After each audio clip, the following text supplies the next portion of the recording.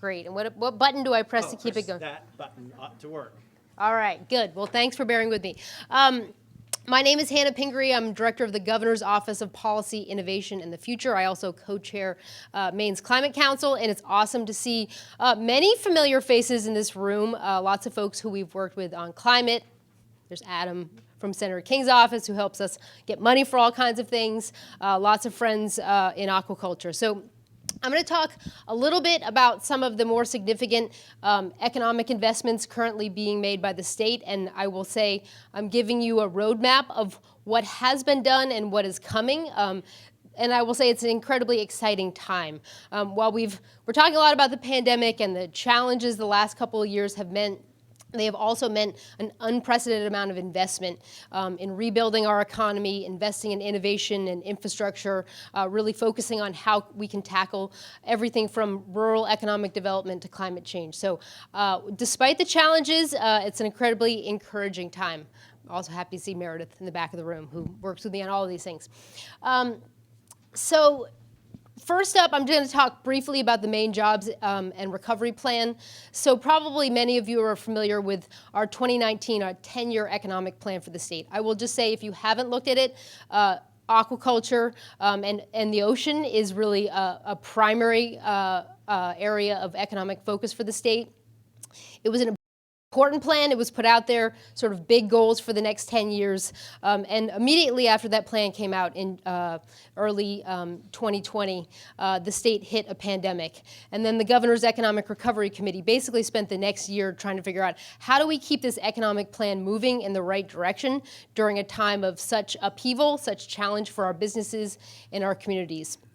So we created a plan to really build on the economic plan, and lots of folks were like, these are a lot of good ideas, but how are we going to pay for them? So in 2021, the federal government passed the American Rescue Plan Act, which delivered about $1 billion for our state. I will just say that the Maine legislature, people on both sides of the aisle, with the help of our congressional delegation, we were among the most aggressive states in the country in putting a plan together to really invest in our economy, in our workforce, and in our infrastructure. So the Maine Jobs and Recovery Plan was passed by the legislature, and it made a variety of investments. So I'm just showing you up on here the different buckets of business supports, jobs and career programs, and infrastructure. And I will just say, in every one of these areas, there have been significant funds that have already flowed to our waterfront communities, to aquaculture businesses, to the University of Maine and our community colleges. And I will say many of the things that you will talk about today have been funded by this plan in really important and exciting ways. So just a couple of highlights from the Maine Jobs and Recovery Plan. Probably some of you are familiar with the recovery grants that over 100 businesses in the state of Maine, you'll see all the many blue dots on the coast, have received really grants to help people recover from the pandemic. But I think one of the more significant challenges we've heard about over the last couple of years, I'm sure many of you are dealing with it in your businesses and your communities, are just the challenges of workforce. So in the buckets of workforce, we've funded apprenticeships at the Washington County Community College, specifically in aquaculture. I'm sure there's folks here from the Down East Institute. They are funding new internships. There you go, good to see you. Specifically in this area, as well as the new UMaine Sustainable Aquaculture Program. Job training courses as well at Washington County Community College, as well as at UMaine. So I talked a little bit about the grants. More than 30 companies in Maine received MTI Prime grants that came out of the Maine Jobs and Recovery Plan. A new entrepreneurship accelerator program at GMRI and RU just got $500,000 and to work with 30 aquaculture businesses in the state of Maine. Specific research and technical assistance programs. We've heard a lot about some of the larger aquaculture facilities in Maine unable to connect to the electricity grid. So there's an $8 million program coming out of the Department of Economic and Community Development in the next year to help with more significant upgrades needed to make sure that these projects can be viable. Obviously, there's lots happening at FAME, lots of programs being funded. I think many folks have heard of the $3.5 million infrastructure grant given to Maine for their sustainable aquaculture workforce program. So that program obviously has been going for a while, but they need a facility, a long-term facility to make it work. So I know that this is sort of the big picture, lots of millions of dollars, but these funds are making a tremendous difference, and the funds that are specifically investing in workforce and infrastructure, hopefully you are feeling them. I think it's probably never been a better time for the kinds of investments we have. But I also want to just make it very clear that these investments will not last forever. So if you are thinking about expanding, if you think you have an opportunity that could be prime for what MTI funds, for what FAME funds, for some of the specific internship opportunities, we hope that many of them continue. But the next couple of years is a significant and exciting time. So make sure you take advantage of them now. If you want to learn more, maine.gov/jobs plan is where you can find out what's already been funded. We have we're trying to have sort of radical transparency on this significant amount of taxpayer funds that have gone to help our communities recover. And I will say there's a specific dashboard on this website that can tell you about funding opportunities that still exist, funding opportunities that have happened. You can search by your town, you can search by your county, you can learn more about what Maine is doing, what Washington County is doing, what the Down East Institute is doing. So please sign up. We have a website, we have an email list, and I will say some of these big government funds, they sound like they're sort of way out there, but they are really funding communities in every part of our state. They're funding internship opportunities. They are funding community college and CTE programs that are high school level. So lots happening, and again, encourage you to learn more about them. I'm going to talk very briefly about the state's 4-year climate action plan. I know that's, I think it's something, climate is something that people who work in the ocean are feeling every day. I live on the offshore island of North Haven and heard on Maine Public this morning, Brown's Boatyard, as well as Vinyl Haven and Islesboro, talking about our marine infrastructure got hugely hit in this pre-Christmas storm. I'm sure many of you in the communities that you live in saw roads washed out. I don't know if anybody saw the video of the Deer Isle Stonington Causeway had a snowplow literally plowing out the water and rocks that were covering that causeway. So we know that, I know you all know, climate changes are here. They're impacting our working waterfronts, they're impacting our economy. They're meaning changes that we need to figure out how to stay on top of, adjustments we need to make sure our communities are ready. They're requiring us or urging us to make reductions in our emissions so that we can meet all the things the scientists say is necessary to try to slow the rate of global warming. But there are many opportunities in every one of our coastal communities as well as inland communities to take action. So I'm going to give just some brief highlights of what's happening. I will just say that I like to brag, our plan won the best plan in the country, and it is because hundreds of people in Maine, including many folks in this room, helped us put this plan together. There were fishermen, there were aquaculturists, there were lots of scientists and researchers, there were students, people on both sides of the aisle who agreed this was a problem and we needed to take action. So I won't talk a ton about the plan, but if you're not familiar with it, it does require the state to reduce our emissions, again, to the level that scientists around the world agree is necessary, at least 45% by 2030 and 80% by 2050. They require our state to achieve carbon neutrality by 2045, and they require us to deliver a new climate action plan to make sure we're meeting these goals every 4 years. Also importantly, they make sure that we are doing everything we can to ensure that our people, our industries, and our communities are ready and resilient for the impacts of climate change. So I will just say we put out our most recent report this last December. This was 2 years after the plan came out. Maine is doing a good job reducing our emissions. We have tremendous forest land and natural lands that help us meet our goal of sequestering a lot of carbon. I know that folks work in the ocean growing kelp. There's lots of good news about sequestration that comes from our natural systems. But we still have a long ways to go. And I will just say on the big pie chart are where our emissions still come from. So about half from transportation, from our buildings and industry, and a small amount from our electrical grid. So again, we are trying to be very clear about where we are on this plan, how we are taking action. And I will say, weatherizing our homes, transitioning to an electrified economy, transitioning to clean energy and clean energy jobs, huge economic opportunity for our state, and it is super exciting to see that I know some of you in this room are helping to pioneer, solar panels on fish wharves, electric engines. We still have a long ways to go in this arena, but we are making progress. I will also say that to reach our big carbon neutrality goal, we need to be sequestering a lot of carbon and ensuring that those lands are preserved, everything from our working waterfronts, shorelands, as well as our forests. So, and again, this is not preserving them so they can't be used, but preserving them so they can remain as working lands for the long term. And last but not least, I talked about our communities. I will just say that we know that we have a long ways to go to ensure our communities are ready for the impacts of climate. The state has started a new program called the Community Resilience Partnership. We set a goal to have at least 100 communities involved by the end of 2022, and I will say that we have over 100 involved, hopefully many of your towns. So I will just say follow what we're doing on our state websites.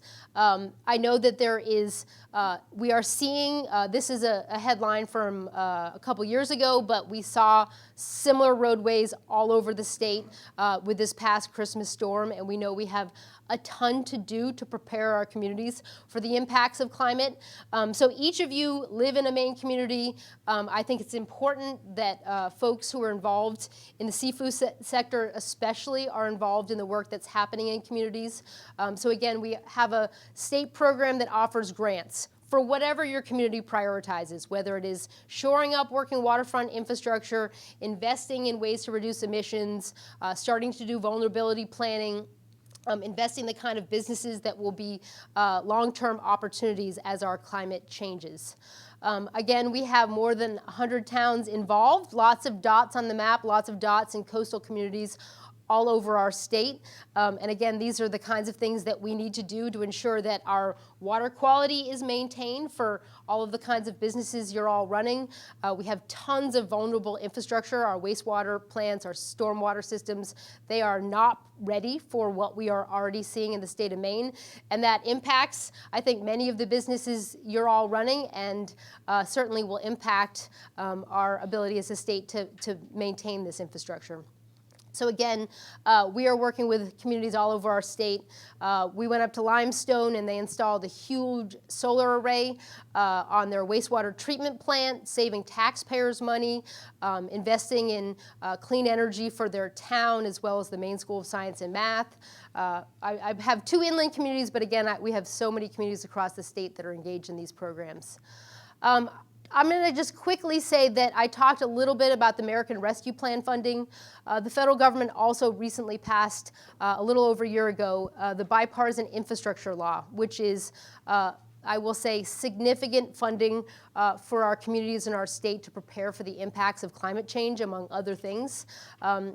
Lots of fundings going into our transportation sector, so much funding for resilience. And we are working in watersheds all over our state to restore sea-run fish, to upgrade culvert sizes, to upgrade our roadways. Lots of investments in clean energy to reduce our emissions, but also reduce operating costs. So it is an exciting time for investment in our infrastructure. I will just say, last but not least, the broadband. I know that a number of grants have started to come out from many of these funding sources that are really connecting our rural communities. I saw a bunch of towns in Washington County recently got some big news about connections. So I know that these things are required for you all to do business and to operate in the communities that we all live in. So I will just say, I won't go into the entire federal all the different acronyms, but another new law has just passed, the Inflation Reduction Act, which really will invest an unprecedented amount in clean energy in our state, as well as resilience programs. I will say that some of the numbers on here seem big and overwhelming, but they offer an ability for homeowners, for community groups, for cities and towns to invest in clean energy, as well as businesses. So I will say, if you're looking for ways to get engaged, but also to save money in your business, the state will continue to provide information and resources with our congressional delegation about ways to take advantage of this opportunity. So I just encourage you all to get involved. I know, again, you are on the front lines of climate changes we are seeing in our state. Many of your businesses are making a positive difference, so thank you. A lot of the researchers in this room contribute science that helps us continue doing what you are doing, continue making progress on issues of climate. So the state has also launched a website called MaineWon'tWait.com, so I encourage you to follow what we're doing, to spread it with others. I think, climate is not a partisan issue in our state. I mean, we still debate it on Facebook, whether you like EVs or whatever else, but we know the changes are here. We know they are impacting our communities, and we have an unprecedented opportunity to figure out how to make a difference. So again, I will just thank you all for having me to give this quick update. I'm happy to answer more questions, but again, I will just say on behalf of the governor, we are incredibly excited about the aquaculture sector. We would not be making the investments the state is making if we weren't so encouraged by what's happening. I know many of you still face some difficult challenges in each of our communities as we try to do the work we're doing, and I know that those challenges can sometimes feel daunting, but I really just want to say that we are with you, and we're trying to find more ways to make a difference. So again, thank you, and I'll pass it off to whoever's next.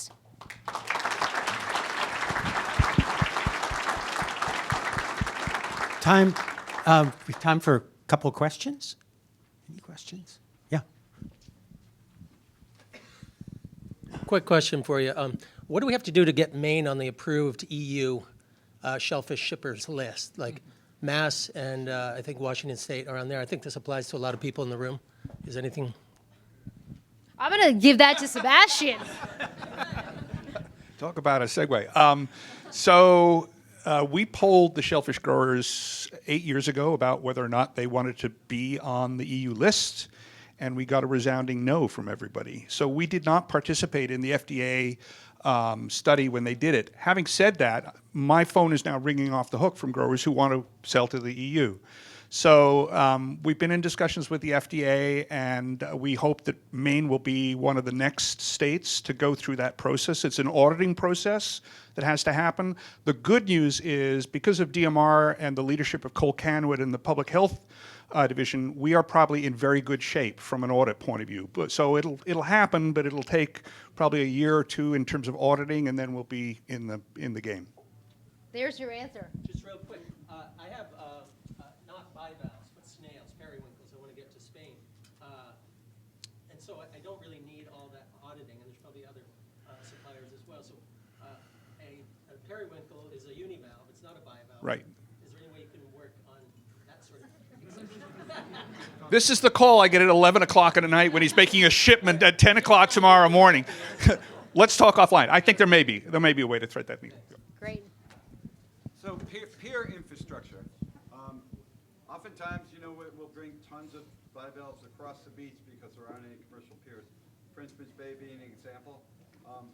Is there any funds that could be used for piers? And I know the big ticket items, but Yeah, I will say I think that's a great question, and there have been some federal and state funds that the DOT has had to upgrade piers. Obviously, we have the Working Waterfront Infrastructure Program where some of that has happened, but absolutely not enough. So one of the recommendations in the climate plan was to start a state adaptation fund.